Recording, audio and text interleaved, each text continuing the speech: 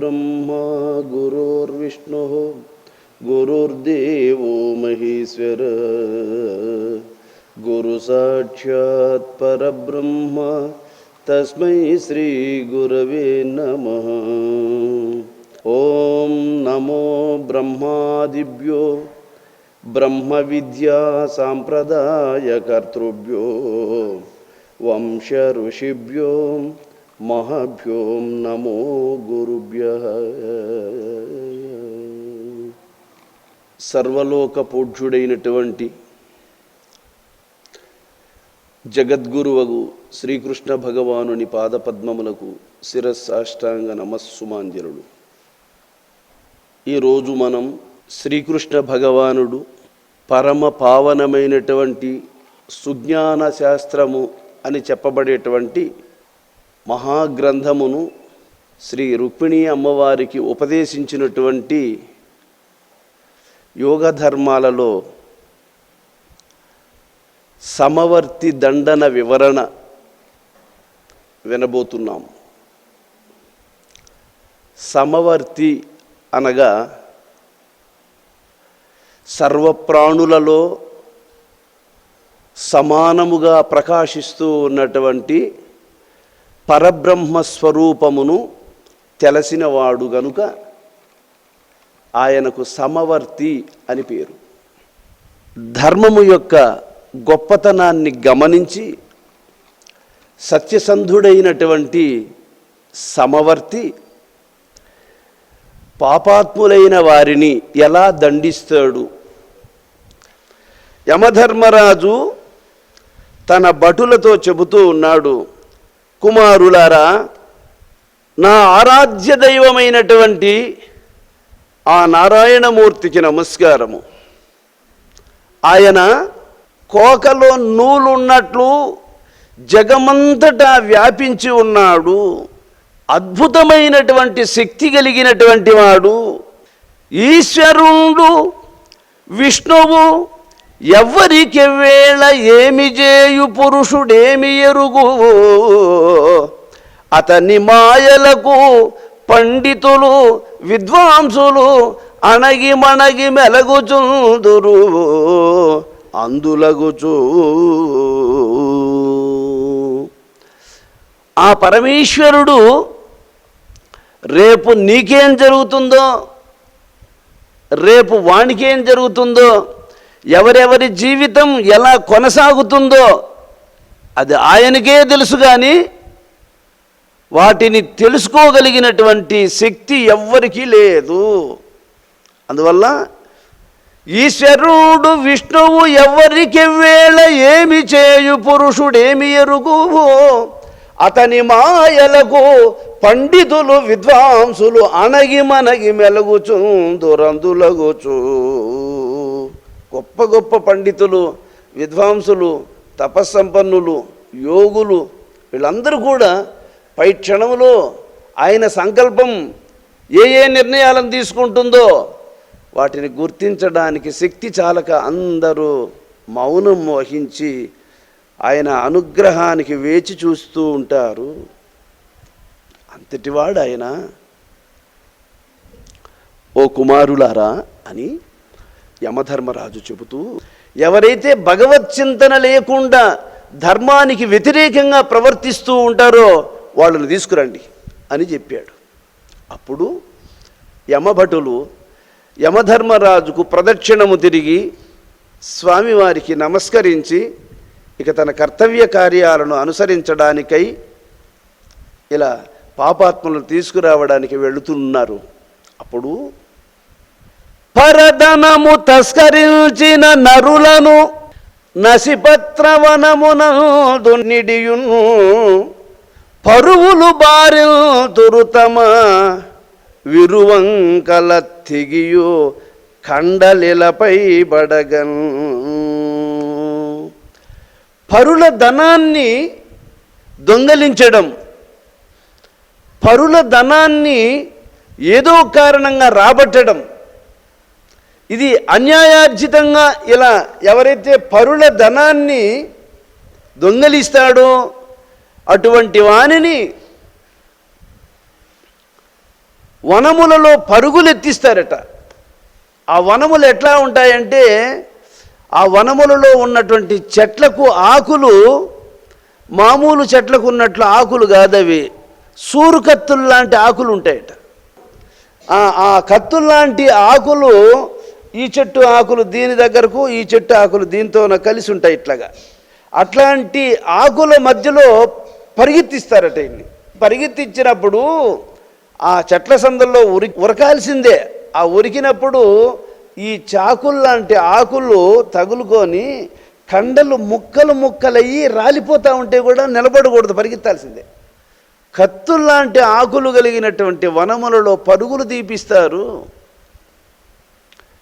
పరుల ధనాన్ని అపహరించడానికి ఎన్ని పరుగులు తీసి ఎన్ని ఉపాయాలు చేసి సేకరించావో అంత కర్మ నువ్వు ఇక్కడ అనుభవించే అంతవరకు ఆ ఆకుల మధ్యలో పరిగెత్తిస్తూనే ఉంటారు. గురు నిందజేయు ఘోర పాపాత్ముని అట్టే 100 యోజనముల పొడవు కొర్రు మొనయు నోట గృచ్చి వేలాడంగ చేతురతడు వెరవు జందియేడ్వ.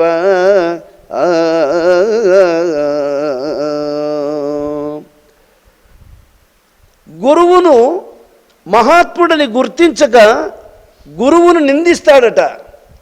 ఎవరైతే గురువును నిందిస్తారో వానికి 100 యోజనములు పొడవు కలిగినటువంటి కొర్రును వాని నోట్లో గుచ్చి పైకి ఎత్తేస్తారట వాడిని.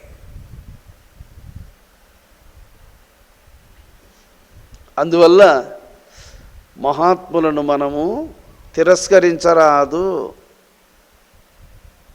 నమ్మించి మోసపుచ్చిన అమ్మనుజాదముల బట్టి ఆగ్రహమెసగను హుమ్మని నేలకు వంచియు సమ్మెడల గొట్టుదురు శమనుని దోతల్. ఒక వ్యక్తి మనల్ని నమ్ముతాడు, మనం అతనికి మేలు చేస్తామని, మనకు అవసరం వచ్చినప్పుడు మనకు సహకరిస్తాడని మనల్ని నమ్మి అంటుంటాడు. వాడు మనం చెప్పిన పనులన్నీ చేస్తూ ఉంటాడు. వాని దగ్గర చేపించుకోవాల్సిందంతా చేపించుకొని వాని కష్టానికి తగినంత వానికి ఇవ్వకుండా వానికి మోసం చేస్తాడు చూడు. వాణ్ణి నేలకు వంచి తల నేల కానేటట్లు వంచి వీపు మీద కంసలివాడు గడ్డపారకు మొనేసేటప్పుడు ఇద్దరు సమిట్లు తీసుకొని వరుసబట్టి వాంచుతూ ఉంటారు చూడండి, సాగేటట్లుగా. అట్లా కొడతారు వాడిని.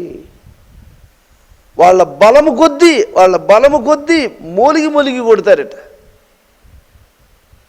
కాబట్టి ఎవరికి మోసము చేయొద్దు, నమ్మిన వారి మనస్సును నొప్పించద్దు, నిన్ను నమ్మి సేవించేటువంటి వాళ్లకు హాని కలిగించద్దు.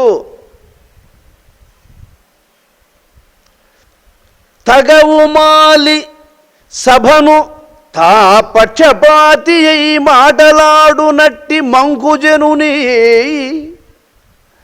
గగనమందు చూడు నఘముపై నెక్కించి పడద్రోతురు ఆత్మ వడలుగడగా.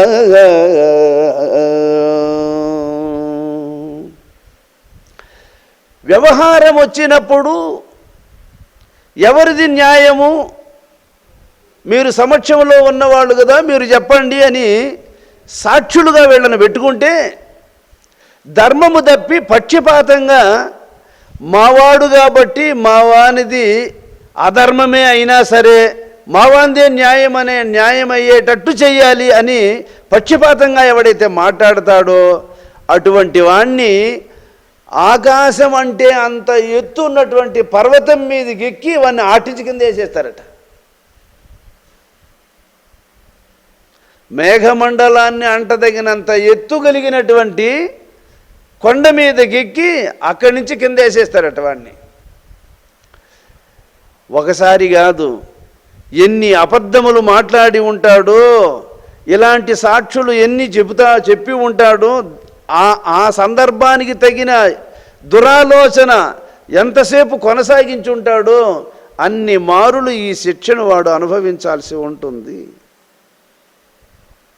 ఇవన్నీ యమధర్మరాజు భటులకు ఆజ్ఞయించి చేపిస్తూ ఉన్నాడు.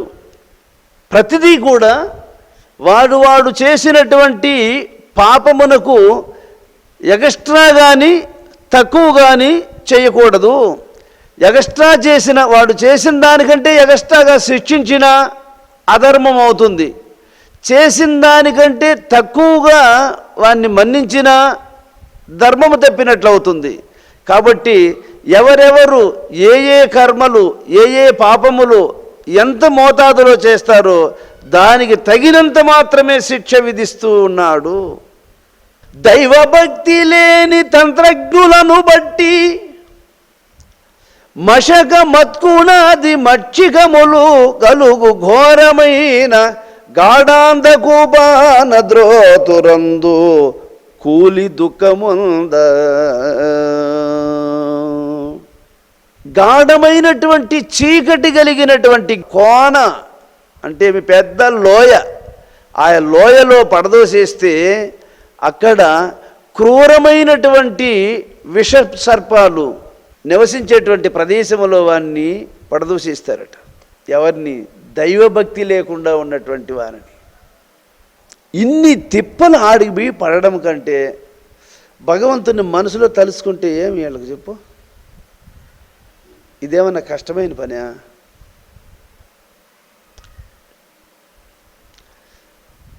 చెప్పితే వినరు, ఇష్టం వచ్చినట్టు ప్రవర్తిస్తారు. అసాధ్యమైనటువంటి భరించలేనటువంటి బాధలకు గురి అయిపోతారు. పరులను దూషించినయా నరులను జిహ్వల దునుముచు నా యమదూతల్ మరి యునుప ముక్క కాకుల పొరి పొరి గుంపులను గోర్చి పొడిపింతురుగి. ఇతరులను నోటికొచ్చినట్లు మాట్లాడద్దు. నీ మాట జరుగుతుందని, నువ్వు ఏం మాట్లాడినా చెల్లుతుందని, నిన్ను ఎదిరించే వాళ్ళు లేరని నీ నోటికొచ్చినట్లంతా మాట్లాడద్దు. అలా మాట్లాడినటువంటి వాళ్లకు ఏమిటి శిక్ష అంటే నాలుకను మొదటికి కోసేస్తారట. నాలుకను మొదటికి కోసేసి ఇనుప ముక్కులు ఉండేటువంటి కాకులు, ఇనుప ముక్కులు ఉండేటువంటి కాకులు గుంపులు గుంపులుగా ఉంటాయట. అటువంటి కాకులు ముందర దోసేస్తారట వాడిని. అవి ఏం చేస్తాయో తెలుసా? ఆ ఇనుప ముక్కు ఉన్నటువంటి కాకులు ఆ కండలే పచ్చి కండలే పెరుక్కొని తిండేస్తాయంట అవి. కాబట్టి అనవసరంగా ఇతరులను దూషించవద్దు, ఇతరులను నొప్పించవద్దు. అనృతములను నాడు నట్టి చండాలుని మధ్య మాంస రక్త మకర మీనవాసమైన ఎట్టి వైతరుణి నదియందు పడవైతురు అడలు బుట్ట. రక్తము, మాంసము, చీము, నెత్తురు ఉన్నటువంటి వైతరుణి నది, దాన్ని వైతరుణి నది అంటారు దాన్ని. ఆ నదిలో బడదోసేస్తారట. ఎవరిని? అబద్ధములు మాట్లాడేటువంటి వానిని. ఇలను పతివ్రతయగు సత్కులకాంతను విడచినట్టి కుటిల మనుజుని నిలువెల్ల తోలు తీసియు ఫలలము కుక్కలకు కోసి పడవే తురడం. గుణవంతురాలైనటువంటి భార్యను వేధించి ఆమెను వదిలిపెట్టేసి వానికి నచ్చినటువంటి మార్గంలో ప్రవర్తించేటువంటి మూర్ఖుణ్ణి తోలు తీసేస్తారట. పూర్తిగా తోలు ఒలిచేసి వాని కండలు ముక్కలు ముక్కలు చేసి కుక్కలకేసేస్తారట. ధనికుడై తిన్న అర్ధికి దానమీని కుజనునకు కొత్త సున్నంబు కుడువబెట్టి పరగ పల్లేరుగాయల పాన్పు మీద పండబెట్టుదురు ఓయని బాధజందం. గొప్ప ధనవంతుడు వాడు, ఇంతెత్తు పరుపు మీద పడుకుంటే ఉంటాడు వాడు. వాని ఇంటి ముందరకు వచ్చి భవతి భిక్షాందేహి అని వాళ్ళు ఆకలి బాధతో కొట్టిమిట్టాడుతూ దేహి అని ప్రార్థిస్తూ ఉంటే కూడా వాకిలేసుకొని పలు రకాల భోజనాన్ని భోంచేస్తూ ఉంటాడు వీడు. కావలసినంత ఐశ్వర్యము, కావలసినంత ధనము ఉన్నప్పటికీ ఎవ్వరికి కానీ అంత పిడికెడు అన్నము ఒక్కరికి పెట్టడు, ఇంకొకరి ఆకలి తీర్చేటువంటి ప్రయత్నమే చెయ్యడు. అటువంటి వానికి అక్కడ ఏం పెడతారు తెలుసా? కొత్త సున్నం బాగా ఎడగబోసి దాన్ని తినిపిస్తారట. అది లోపలికి పోయి పొక్కిపోయి కండలన్నీ యాసిడ్స్ లాగా తినేస్తుందట. అది ఆ తినేసినప్పుడు ఆ బాధను తట్టుకోలేక ఏ ఆకలి బాధతో నీ ఇంటి ముందరకు వచ్చి ఇంకా పెడతారేమో, ఇంకా వస్తారేమో, పెడతారేమో అని ఎదురు చూసి కడుపు కాల్చుకుంటానే పోతాడే వాడు, మనసులో బాధపడుతూ. వాని బాధ ఎంతటిదై ఉంటుందో అంత బాధ వీడు అనుభవిస్తాడట ఆ కొత్త సున్నం తిని. అంతేకాదు పరుపు మీద పడుకొని హాయిగా ఎదుటి వాళ్లకు సాప కూడా ఇవ్వకుండా, ఎదుటి వాళ్ళు ఇంత దరిద్ర బాధను అనుభవిస్తూ ఉంటే కూడా వాళ్లకు తగినంత సహాయము చెయ్యాలనేటువంటి ఆలోచన లేకుండా ఎవడైతే పరుపుల మీద పవలిస్తూ ఉంటాడో వానికి పల్లేరుగాయలు ఇంత ఎత్తు పరుపు మాదిరి పోసి దాని మీద పడుకోబెడతారట వాళ్ళని.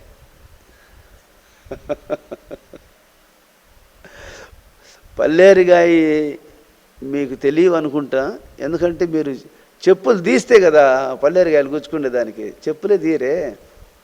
సౌకర్యంగా ఉండే కొద్దీ శరీరాలకు అనారోగ్యములు దాడి ఎక్కువ కాబట్టి సౌకర్యాలకు దూరంగా ఉండాలి.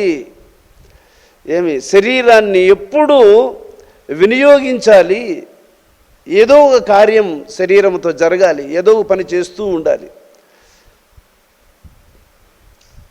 ప్రతి ఒక్కరూ కష్టపడి పని చేయగలిగే వాళ్ళైతే ఈ ప్రపంచంలో మళ్ళీ ఏ కార్యాలు వెనుకబడవు, అన్ని కార్యాలు సజావుగా సాధించగలుగుతారు. కానీ చేసేవాళ్ళు కొందరు, కూర్చొని తినేవాళ్ళు ఎందరో. మానిని సత్కథలెన్నడు వీనుల జ్వరనీని అధము విడువకవడిగా నూనెల్ పొంగగాచియు వీనులలో బోతు రమిత వేదననందన్. ఇంత గొప్ప ధర్మములతో కూడినటువంటి చరిత్రలను మహాత్ములు చెబుతూ ఉంటారు. కానీ ఆ పక్కనే ఉండి కూడా దాన్ని వినాలని అనిపించుకోరు, దాన్ని వినిపించుకోరు. అటువంటి వాళ్ళని ఏం చేస్తారో తెలుసా? చల నూనె కాగబెట్టి చెవులో పోస్తారంట. వానికి చల నూనె పొంగతా ఉంటుంది చూడండి. అట్లాంటి నూనె చెవులో పోస్తే అది లోపలికి పోయి కాలిపోయి పొక్కిపోతూ ఉంటే వాడు ఓని కేకలు పెట్టి ఏడుస్తూ ఉంటాడట. మరి అప్పుడు స్వామి చెప్తే వినింటేనేవరా, ఇప్పుడు బాగుందా అని కాచిన నూనె చెవులలో పోస్తారు. ఒకని కలిమి చూచి ఓరవజాలని పశు సమాను బట్టి బాడిసెలను చెక్కుచుండ్రు తనువు చిదురులై మరలను ఒక్కటిగను కూడుచుండు నదియు. ఒకడు ఐశ్వర్యవంతుడుగా ఉన్నాడు అంటే వాణ్ణి చూసి ఓర్చుకోలేడట. ఆ ఓర్చుకోలేనటువంటి అసూయాపరుడుగా ఉండేటువంటి వాణ్ణి బాడిసెలు, అప్పుడు కొయ్యలు చెక్కేవాళ్ళు బాడిసెలను ఉపయోగించేవాళ్ళు. ఇప్పటి వాళ్ళకు తెలియదు బాడిస అంటే ఏందని. ఆ బాడిసెలతో వాణ్ణి శరీరం అంతా పీసులుగా చెక్కేస్తారట. ఎన్నిసార్లు బాడిసెలతో చెక్కినా ఆ తెగిపోయినటువంటి యొక్క కండరాలన్నీ మళ్ళీ వచ్చి అతుక్కుంటూ ఉంటాయి. ఇది యాతనా శరీరమునకు ఉండేటువంటి గుణం. దండింప తగని సాధుల దండించిన పాతకులను ధన పాశమున దండిగా జుట్టియు మరి మరి దండన గావించు యముడు దారుణ శక్తి. ఈ లోకములో సాధువులను దండించే అధికారం ఎవరికీ లేదు. ఎందువల్లంటే వాళ్ళు భగవత్ ప్రియులు, భగవద్దాసులు. వాళ్ళను దండించే అధికారం ఎవరికీ లేదు.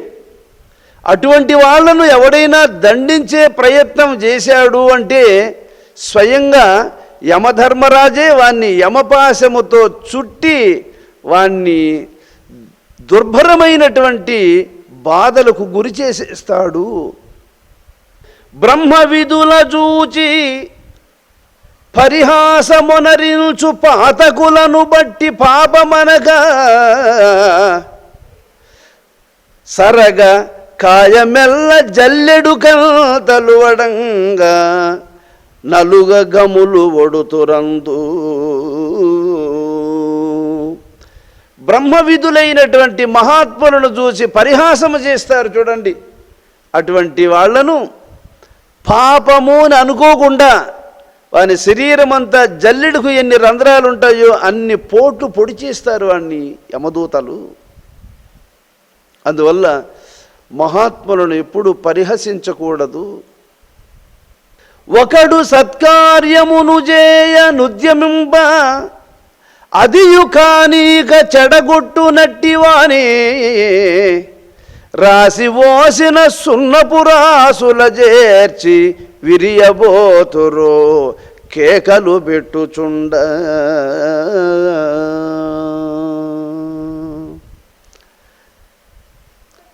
ఎవరైనా సత్కార్యాలు చేయడానికి ప్రయత్నిస్తూ ఉంటే వాటిని చెడగొడుతూ ఉంటారు చూడండి.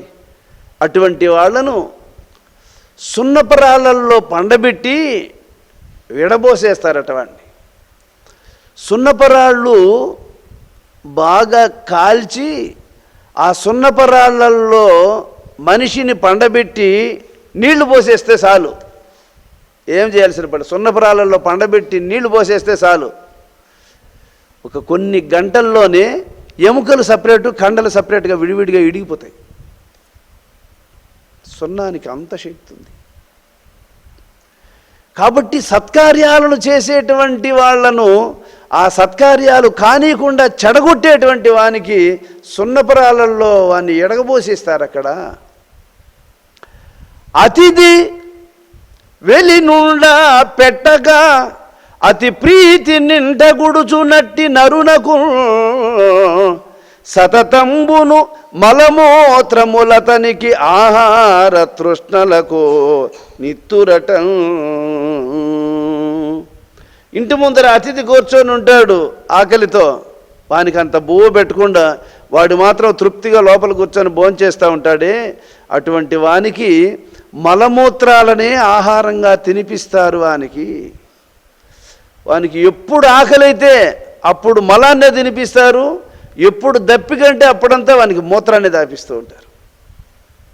క్రూరులును ద్వేషులు శుభదూరులు నగు నానరాధము ఆసురయోనులందే త్రోయగాబడి సంసార దుఃఖగతుల పొందునట్టులు నే చేయుచుందో నెప్పుడు. ఓ రుక్మిణి, ఇటువంటి పాపాత్ములు ఇన్ని కర్మలు యమలోకములో అనుభవించడమే కాకుండా వాళ్ళు భూలోకములో మరలా అధములుగా ఉండేటువంటి వాళ్ళ ఇండ్లల్లోనే పుడతారు. అధములు అంటేమి? మూర్ఖులు, జ్ఞానశూన్యులు, బుద్ధిహీనులు అయినటువంటి వాళ్ళ ఇండ్లల్లోనే జన్మిస్తారు. సంసారములో ఘోరమైనటువంటి వ్యాధులకు గురైపోతారు. కూడుగుడ్డలకు కూడా జరగదు, కటిక దరిద్రాన్ని అనుభవిస్తారు, ఘోరమైనటువంటి సమస్యలతో నిత్యము దుఃఖములను అనుభవిస్తారు. అందుకే మనం ఈ ప్రపంచంలో కొన్ని వ్యాధులు వేధిస్తూ ఉంటాయి కొందరిని, అది కర్మయే. ఎన్ని పరిష్కార మార్గాలు ఆలోచన చేసినా అవి వాటి నుంచి బయటపడలేనటువంటి రీజన్లో అవి ఎదురుపడుతూ ఉంటాయి. ఇవే బలీయమైనటువంటి కర్మలు. కుటుంబ సమస్యలు అధికము, ఏ విధంగానూ వాటి నుంచి బయటపడడానికి వీలుపడదు.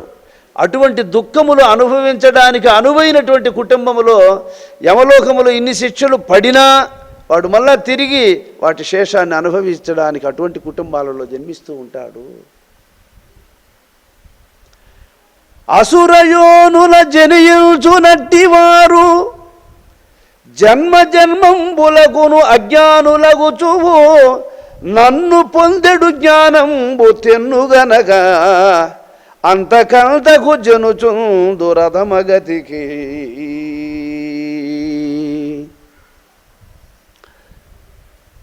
దుర్మార్గులైనటువంటి వాళ్ళ కడుపునే పుడతారు, నీచమైనటువంటి జీవితాన్నే గడుపుతారు, నన్ను పొందేటువంటి యొక్క మార్గాన్నే ఆలోచన చేయరు, మరలా యమలోకానికి పోయి ఘోరమైనటువంటి శిక్షలను అనుభవిస్తారు, అధమగతికి పోతారు. అటువంటి వారు ఓ రుక్మిణి, ఆత్మనాశనకరమైన ఆసుర స్వభావ నరకంబునకు 3 త్రోవలుండు. క్రోధ కామంబులును లోభగుణముననంగ వాటి మూటిని వర్జింపవలయు పార్థ. ఓ రుక్మిణి, అర్జునుడికి కూడా నేను గీతలో ఈ విషయాన్నే ఉపదేశించినాను. తనకు తాను అపకారము చేసుకోగలిగినటువంటి గుణములు 3 ఉన్నాయి. తన మనస్సును నాశనం చేసేస్తాయి, తన మనస్సుకు సుఖశాంతులను దూరం చేసేస్తాయి. అటువంటి గుణాలు 3 గుణములు ఉన్నాయి. అవి ఏవి అంటే కోపము, రెండవది కామము, మూడవది లోభము. లోభము అంటే దాచిపెట్టుకునే గుణం. ఇది నాకు కావాలి, నా వాళ్ళకు కావాలి. వాళ్లకు పరాయి వాళ్ళందరూ వేరుగా కనపడతారు, తన వాళ్ళు మాత్రమే తనకు ప్రీతిగా కనపడుతూ ఉంటారు. వాడిని లోభి అంటారు. ఎవనికి లోభగుణం ఉంటుందో, ఎవనికి కోపం ఉంటుందో, ఎవనికి కామం అనేది వక్రమార్గములో వినియోగించే స్వభావం ఉంటుందో, ఇటువంటి వారు నరకానికి పోవాల్సిందే. ఇవి నరకద్వారాలు. ఈ తమోద్వారముల మూటి ఏ నరుడు విడచువో ఆతని ఆత్మకేర్పడు శుభంబువు. ఈ 3 గుణాలను ఎవడైతే జయిస్తాడో, ఎవడైతే ఈ 3 గుణాలను వదిలేస్తాడో అటువంటి వానికి శుభములు కలుగుతాయి. అర్జున, అట్లు చేయుట పరమపదము పొందుటకు తగు అర్హత జందునతడు. ఎవడైతే ఈ కోపము, ఈ కామము, ఈ లోభితనము, ఈ 3టిని ఎవడైతే వదులుతాడో అటువంటి వాడు పరమ పదవిని పొందడానికి అర్హతను సంపాదించదగినటువంటి అదృష్టవంతుడు అవుతాడు. ఎంతవరకు కోపమునకు దాస్యము చేస్తాడో, కామాది దుర్విషయాదులతో మనసును కలుషితమనర్చుకుంటాడో, ఎవడు లోభితనము కలిగి ప్రవర్తిస్తాడో అటువంటి వానికి సుఖము లేదు. శాస్త్ర విధుల విడచి సంచరించుచునుండు ఇచ్చ వచ్చినట్టు ఏ నరుడు అట్టివాడు సిద్ధి నందడు సుఖముల బడయడు కనడు పరమపదము. శాస్త్రమును చక్కగా చదవాలి. శాస్త్రము అనేది తిరుగులేనటువంటి శాసనమును నిశ్చయించు మార్గాన్ని సూచించేది శాస్త్రము. కాబట్టి శాస్త్రాన్ని చక్కగా చదవాలి, శ్రద్ధగా వినాలి, శాస్త్రము చెప్పినటువంటి మార్గములో మనస్సును నియమించుకొని జీవితాన్ని ఆ మార్గములో నడిపించుకోవాలి. అలా కాకుండా శాస్త్ర మార్గాన్ని ఎవడు విడిచిపెడతాడో, తనకిష్టం వచ్చినట్టు ఎవడు ప్రవర్తిస్తాడో అట్టివాడు సిద్ధి నందడు, సుఖముల బడయడు, కనడు పరమపదము. అతడు మోక్షాన్ని పొందలేడు, తాను ఎంత ప్రయత్నము చేసినా సిద్ధిని అందుకోలేడు, సుఖపడలేడు. అందువల్ల శాస్త్రములను చక్కగా చదవాలి, లేదా మహాపురుషుల ద్వారా వినాలి, శ్రద్ధతో వాటిని అనుసరించి మనసును తీర్చిదిద్దుకోవాలి. కార్యములను మరి అకార్యములను తెల్ప మహిని శాస్త్రమే ప్రమాణమగుడ. శాస్త్ర విధి ఎరింగి సలుపు కర్తవ్యంబులైన కర్మముల నిరంతరంబు. చేయదగినటువంటి ఉత్తమ కార్యాలనే కార్యములు అంటాం. చేయకూడనటువంటి వాటిని ఏమంటాము? అకార్యములు, చేయకూడని పనులు. కాబట్టి కార్యములను అకార్యములను తెలుపు మహిని శాస్త్రమే ప్రమాణమగుట.